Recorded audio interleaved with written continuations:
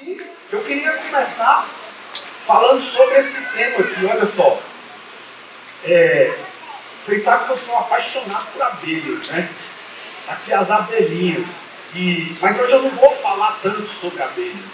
Apesar de que, para o que nós vamos estar conversando, para o que nós vamos estar conversando, as abelhas, elas são realmente assim, um exemplo para nós. Você sabe que existem enxames de colmeias de abelhas que elas chegam a populações de milhares de abelhas. Tem colmeias com 60 mil abelhas, 80 mil, 120 mil abelhas. Né?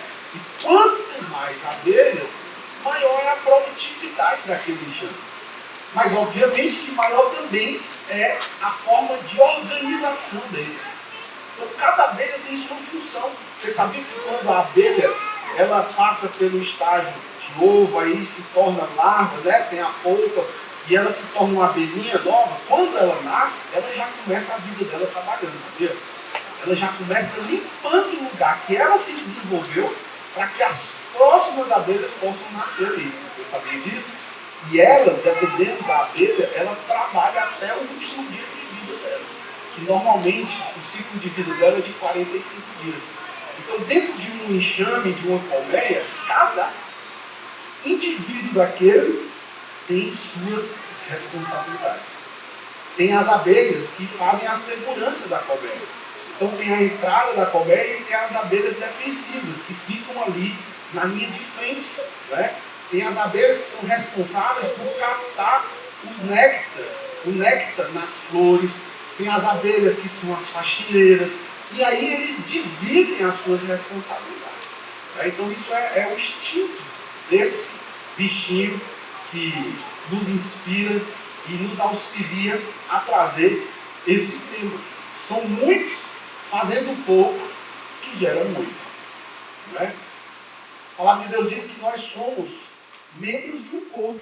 E cada um de nós temos nossa responsabilidade. Nós temos a nossa importância. No tempo que eu andava muito lá no interior, tinha um cara que o nome dele, o apelido dele era Zezão. O Zezão. E o Zezão gostava de um goró. Eu confesso para vocês que até o Zezão parar de beber, eu nunca tinha visto o Zezão sóbrio. Mas glória a Deus que o Zezão parou de beber. E o Zezão trabalhava fazendo entrega num comércio e o Zezão carregando um bujão de gás, estava meio vacilante, meio tonto da bebida, acabou permitindo que esse bujão caísse.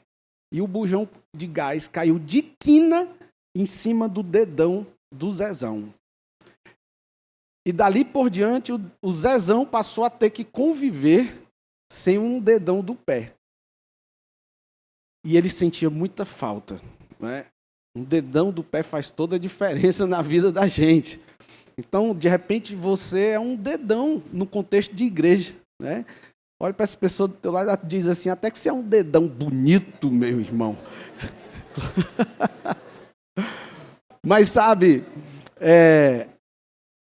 a gente precisa compreender que todos nós temos funções importantes no contexto de igreja. Você, como membro desse corpo, eu escutei uma vez o pastor Sabá Liberal ministrando um pouco sobre isso, e ele disse, nós muitas vezes não sabemos qual a necessidade da sobrancelha. E aí ele foi e disse, você quer ver a necessidade da sobrancelha? Raspe a sua sobrancelha e vá jogar futebol para você ver. Né? Então, quando o suor desce aqui pela parte frontal da sua cabeça, ele bate aqui na sobrancelha e o desenho da sobrancelha faz com que ele deslize. Vai passar ao largo dos seus olhos. E quando está sem sobrancelha, meu irmão, o suor cai dentro do olho. Você já pegou uma gota de suor no seu olho? Como é que é? Arde que é uma beleza, não é? Então, assim, cada um de nós temos uma responsabilidade e essa responsabilidade é importante, não é? E aí, o que é que acontece? A nossa igreja tem uma visão de crescimento muito ousada. Essa visão de expansão. Você sabia que o alvo, a visão do nosso querido pastor Lucas é de 100 mil igrejas da paz? A gente está caminhando para isso. A gente está caminhando para isso. Porque chega um momento que esse crescimento é exponencial. Ontem nós tivemos aqui a reunião com os líderes de setor, supervisores e líderes de célula auxiliares, e nós conversamos bastante sobre isso. Sobre a necessidade de trabalhadores para poder fazer a obra de Deus, não é? E sabe, queridos, eu tenho dito o seguinte, e eu quero muito que você entenda a motivação do meu coração. Não é que nós queremos ser melhores do que ninguém. Não, essa não é a nossa intenção. Nós só queremos colocar em prática a visão que Deus deu para a nossa liderança. E, por via de consequência, viver os resultados desse servir. Então, a nossa motivação não é concorrer com ninguém. A nossa motivação não é ser melhor do que ninguém. Mas que as nossas vidas, que o nosso trabalho para Deus gere uma atmosfera, um ambiente, não somente nos cultos e nas programações aqui no templo, mas também nas células. Uma atmosfera de amor, uma atmosfera de fé, uma atmosfera de alegria, de forma que as pessoas, quando aqui chegarem, quando forem conhecer uma célula, elas vivam uma experiência e elas dizem: uau, eu achei o melhor lugar para eu ficar. Entendem? Então, nós temos programações vibrantes. Sim, a alegria das pessoas que recebem os irmãos ali na entrada do corredor, é visível que as pessoas elas estão cheias de sinceridade. E isso é maravilhoso. Não esqueça, Deus nos criou seres relacionais. Façamos o homem à nossa imagem e semelhança. Deus estava com o Espírito Santo e com Jesus nesse momento. Plural, 3 pessoas. Esse é o mistério da Santíssima Trindade. 3 em 1. Deus Pai, Deus Filho, Deus Espírito Santo. E eles estavam nessa célula, digamos assim, tendo comunhão, tendo relacionamento, pensando e trabalhando sobre o futuro, idealizando a mim e a você. E assim ele nos fez seres relacionáveis. Ninguém é uma ilha, cara. Olha, se alguém busca o isolamento, a palavra de Deus diz que essa pessoa, ela está buscando os seus próprios interesses. E não é isso que a gente aprende com Jesus. Amém? Então eu queria, hoje, falar um pouco sobre isso. Sobre a importância de você fazer sua parte. Porque se nós não entendemos que nós somos importantes no meio do todo, a gente tende a não se envolver. E uma vez que eu não me envolvo, vão ter pessoas que vão fazer o que eu deixei de fazer. Só que essas pessoas já têm suas responsabilidades. E aí ela tem que cobrir a sua ausência. E isso traz uma sobrecarga para ela. Não é? Aqui nós temos muitos empresários, talvez pessoas que trabalham em empresas, que trabalham em equipe.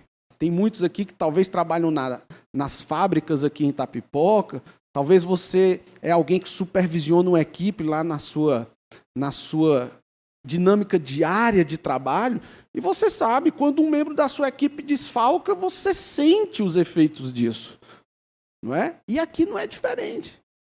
Então, se a gente tiver esse entendimento, meu irmão, olha, e quando a gente tem revelação de quem nós somos em Cristo Jesus, não tem jeito, Rodrigão. A gente ama. A gente aplica fé na vida das pessoas. A gente, de fato, é alegre no Senhor. Olha o que diz 2 Timóteo, capítulo 1, versículo 7. Deus nos deu espírito de poder, amor e domínio próprio. Esse Espírito Santo que habita aí em você, é esse Espírito Santo que te capacita de forma sobrenatural com esse amor, com esse poder. Olha outra promessa lá em Romanos, capítulo 5, verso 5. Ele derramou o amor dentro de nós pelo Espírito Santo. Nós já temos esse amor. Nós precisamos manifestar esse amor sobre a vida das pessoas. Olha João 15:11. Jesus nos deu a sua alegria. Neemias 8:10 diz que a alegria do Senhor é a nossa força. Meu Deus. Você pode estar triste? Pode. Mas existe um fato sobrenatural que é real sobre a sua vida. Que a alegria do Senhor está em você. Então, você declara em mim, até a tristeza pula de alegria. Por mais que as circunstâncias sejam contrárias. Amém, queridos? Então a gente realmente tem que se apropriar dessas verdades. Eu não aceito. Posso até, de repente, me entristecer. Mas maior é aquele que está em mim do que aquele que está no mundo. A alegria do Senhor se sobrepõe à minha tristeza. Amém? Olha o que diz Efésios capítulo 2, versos 8 e 9. Pois vocês são salvos pela graça por meio da fé. E isso não vem de vocês, é dom de Deus. Você já tem esse dom dentro de você. Você só precisa manifestar. Você só precisa transmitir. E aí você vai ver os resultados. 1 João capítulo 5, verso 4. O que é nascido de Deus vence o mundo. E esta é a vitória que vence o mundo. Qual é a vitória que vence o mundo? A nossa fé. A palavra de Deus diz que você, nascido de Deus, vence o mundo. E essa é a vitória que vence o mundo, a nossa fé. Nós já temos essa fé. A gente só precisa trabalhar como manifestar a nossa fé. É como o pastor Fabiano falou na conferência de finanças. Nós já temos todas as riquezas, meu irmão. Só que talvez não é no padrão de riqueza desse mundo jaz do maligno que te faz ver menor do que o outro, que te faz querer ter aquilo que você não precisa. Mas a alegria do Senhor, essa fé nós já temos dentro de nós. Então, olha só. Você não pode dar o que você não tem. Isso é fato, sim ou não? Sim, é fato. Como que eu vou transmitir o que eu não tenho? Todas essas verdades você já tem. Amor, fé, alegria, poder de Deus. Como que você não dá essas coisas para os outros? Só se você não se vê assim. Tem uma história que eu acho muito legal, que tinha uma senhora que era intrigada. Não se dava muito bem com uma das vizinhas dela lá da rua. E essa senhora pegou uma embalagem de presente assim, pegou esterco de vaca, encheu a caixa de cocô de vaca, botou um laço naquela caixa e mandou de presente para a vizinha. Meu Deus. Olha o que é que aconteceu. Não estou dando ideia para ninguém, viu? Mas olha só o que é que aconteceu. Essa vizinha que recebeu essa caixa, pegou aquele presente, misturou com areia, deixou descansar por uns dias ali, fez um belo de um adubo, plantou algumas rosas. Quando essas rosas estavam bem bonitas, pegou algumas delas, botou em uma caixinha, deu um laço e mandou de presente para aquela vizinha que tinha mandado aquele esterco para ela. E lá no presente, ela deixou um recadinho. A gente só dá aquilo que a gente tem. Não é? Então, se nós que somos muitos, cheios desse amor, cheios dessa alegria, cheios dessa fé, se a gente manifestar esses dons sobre a vida de um, de dois, imagina você, nós estamos aqui em 200 pessoas, talvez, imagina se nós 200 aqui assumíssemos um compromisso de, a partir de hoje, todos os dias que Deus nos der, a gente, de fato, decidir sair manifestando esse amor, essa fé, essa alegria, onde a gente estiver, lá no nosso trabalho, dentro da nossa casa, nas nossas células. Você tem noção do quanto nós vamos contagiar esse mundo carente desses atributos? Por isso que eu digo, são muitos fazendo pouco, gerando muito. Gerando muito. Então, quando os nossos pastores trazem essa visão, esse alvo de 100 mil igrejas, isso aí não é impossível, não.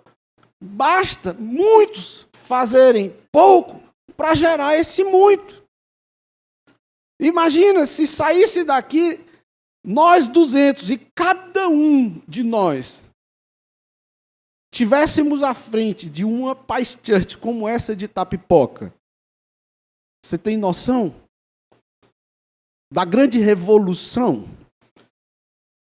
Aí a gente começa a compreender não somente a nossa responsabilidade em Cristo como igreja, mas também que nós juntos, através desse poder de Deus fluindo nas nossas vidas, nós podemos sim revolucionar a fibra moral da nossa sociedade. Sim ou não, queridos? Sim. Então, a gente realmente não pode dar o que a gente não tem. Lá fora diz assim, lugar de amor e cuidado. Se a gente não é cheio desse amor, e se a gente não é cuidado, como que a gente vai entregar isso para os outros? Então aquela frase lá fora nunca pode ser uma propaganda enganosa. E como é que isso vai acontecer? Se todos nós nos apropriarmos pela fé dessas verdades que já estão em nós, amor, fé e alegria, e a gente viver isso, nós vamos sim cuidar bem de todos aqueles que o Senhor nos confiar. Amém? Então olha outra verdade, você não pode exteriorizar de verdade o que ainda não é uma realidade no seu interior. Então a pessoa que não se vê cheia desse espírito de poder, de amor, de alegria e de fé, essa pessoa ela não vai manifestar isso. Por isso que você tem que sair daqui com essa convicção, que você é sim um escolhido de Deus e é cheio desses atributos. Amém? Você gera nos outros a realidade que você já é. Aquele negócio de faço o que eu digo, mas não faço o que eu faço, não funciona. É por isso que muitas vezes as pessoas olham para as igrejas e dizem, não, lá tem um monte de hipócrita. Por quê? Por que elas têm essa impressão?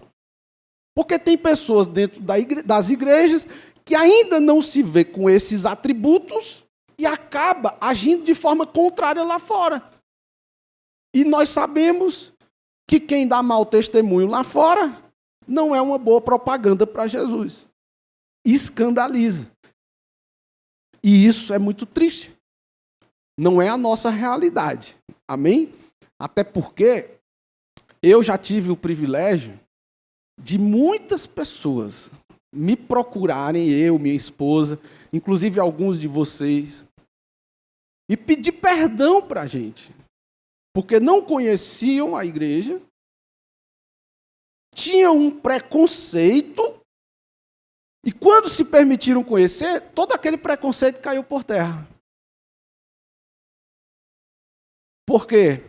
Porque nós optamos por buscar a verdade, viver a verdade, apesar das nossas falhas. Entende? Nós não somos perfeitos, claro. Eu costumo dizer isso, inclusive, no café com o pastor. Eu digo, olha, meu querido, minha irmã querida, eu sei que em algum momento nós vamos lhe contrariar. Talvez a gente vai te deixar triste. De repente eu passo por você em algum lugar, não te percebo. E não falo com você. E você internaliza isso e diz, olha aí, o Anderson não falou comigo. Que cara mal educado.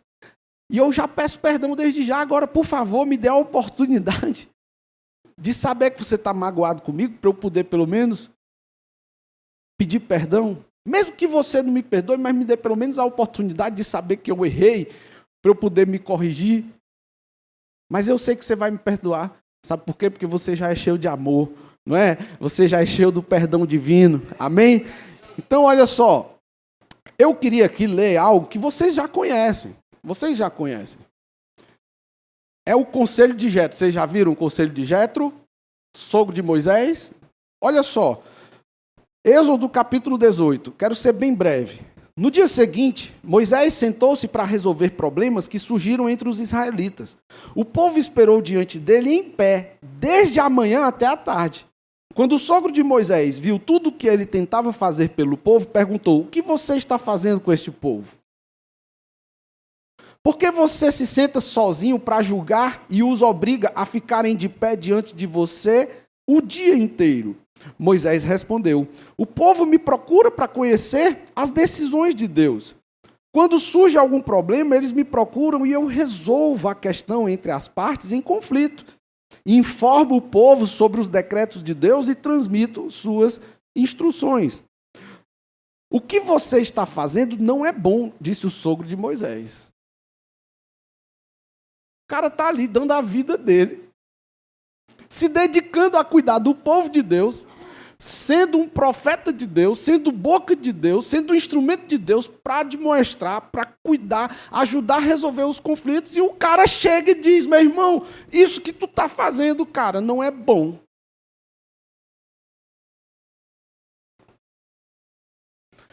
Aí olha que lindo isso aqui, verso 18. Você ficará esgotado e deixará o povo exausto. É um trabalho pesado demais para a sua pessoa só.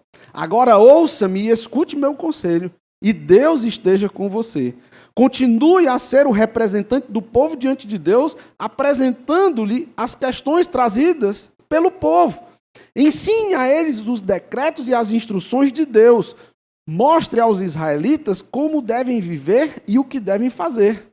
No entanto, olha só, no entanto, escolha dentre todo o povo homens capazes e honestos que temam a Deus e odeiem o suborno.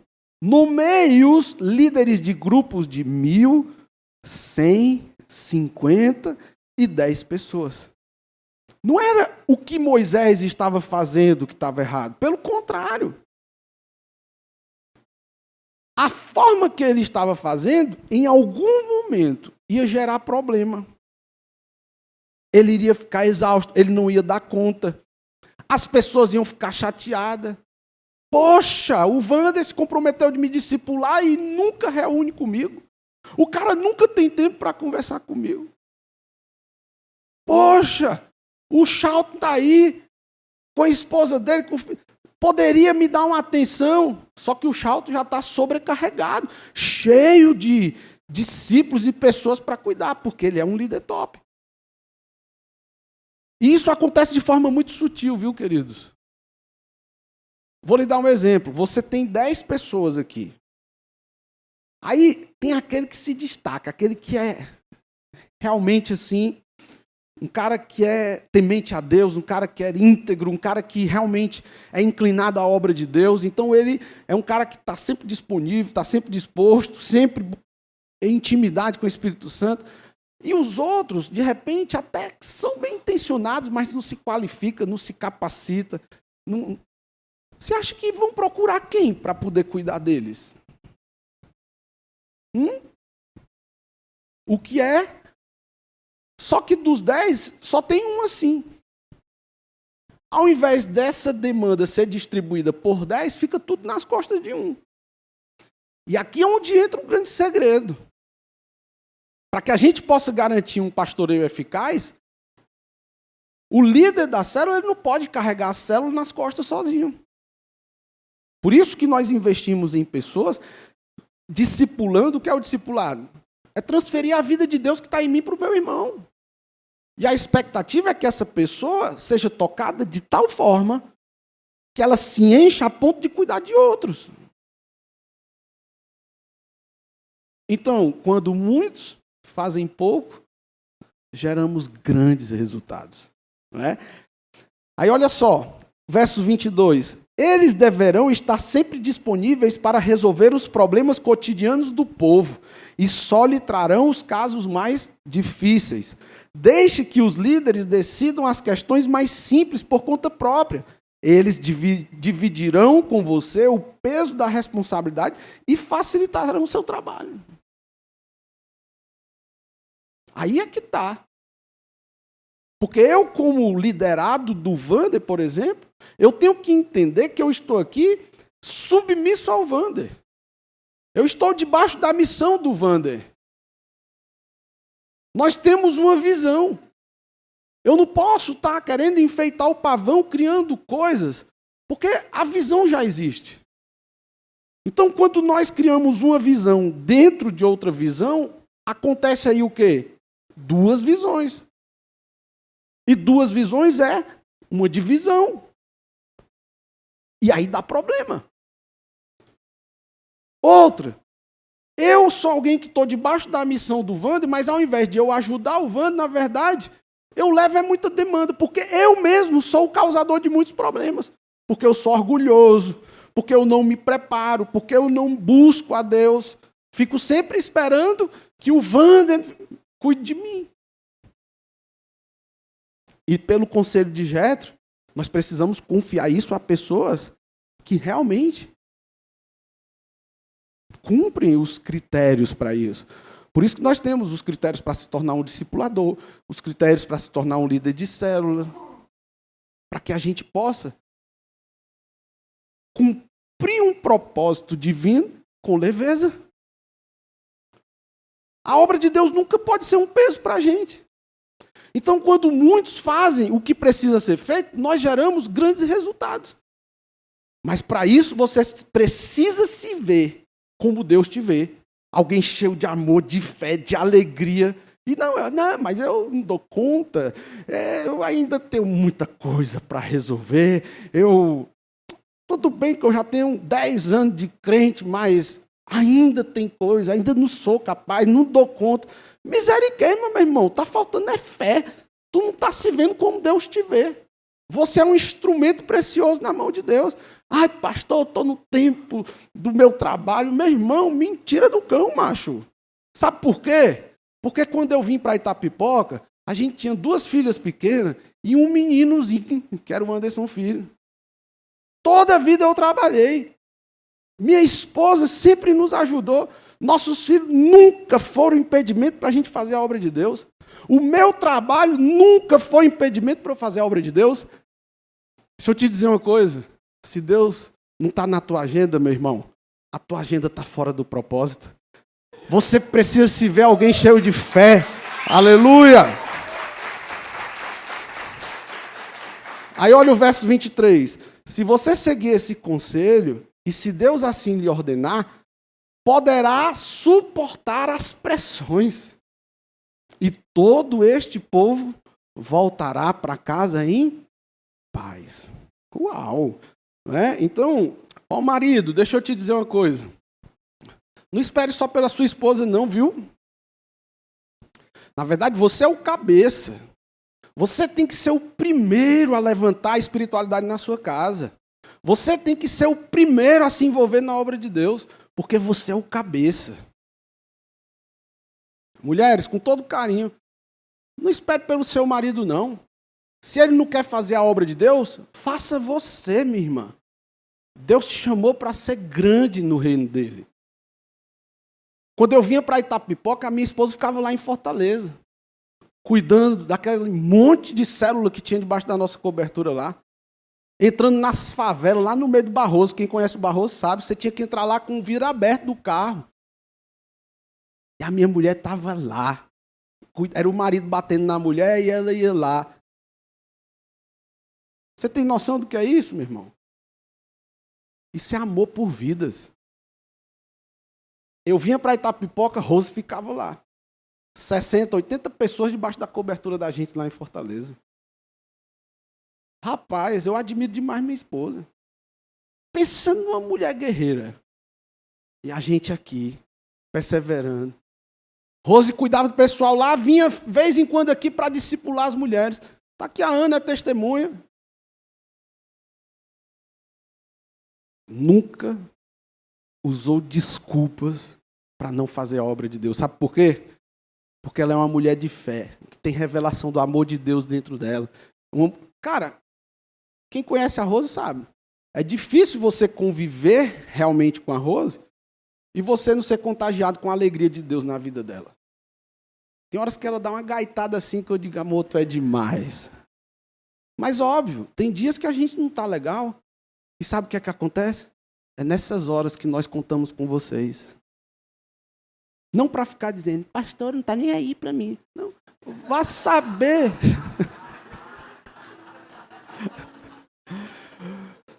Você sabe o que a sua pastora está passando, meu irmão? Minha irmãzinha querida. Você já é cheio desse amor. Você tem compaixão pelas vidas. Então, um bom líder, ele acolhe para a sua vida esse conselho de Jétro. A obra do Senhor não pode ser um peso nas nossas vidas. Nós não somos salvadores da pátria. Eu queria ler essa frase que diz assim: os líderes eficazes são capazes de delegar poder às pessoas porque são confiantes, autodisciplinados e altamente motivados. Os bons líderes sabem que não podem carregar nos próprios ombros o empreendimento inteiro ou o departamento inteiro. Você quer ser um bom líder? Seja um bom liderado. Meu irmão Dias, você nunca vai subir de cargo, para um cargo de gerência, um funcionário lá no seu pet shop, que não tem comprometimento, que não tem submissão, que não respeita a sua autoridade como dono do seu negócio. Por que você acha que um líder que é insubmisso, arrogante, grosseiro, autossuficiente, vai crescer? Não faz sentido, cara. E aí eu te digo, se no mundo secular nós somos tão organizados, na obra de Deus nós devemos ser muito mais. Amém? Então, para finalizar, é preciso a gente entender o nosso papel no contexto de igreja. Você é só um, mas centenas de um assumindo a sua verdadeira responsabilidade, a explosão do avivamento, a expansão do reino de Deus. Então, quando nós declaramos que nós vamos ter pelo menos uma célula em cada quarteirão dessa cidade, não é exagero não, basta a gente fazer o que precisa ser feito, como bons líderes, como bons liderados. Amém? Vamos ficar de pé para a gente orar? Glória a Deus.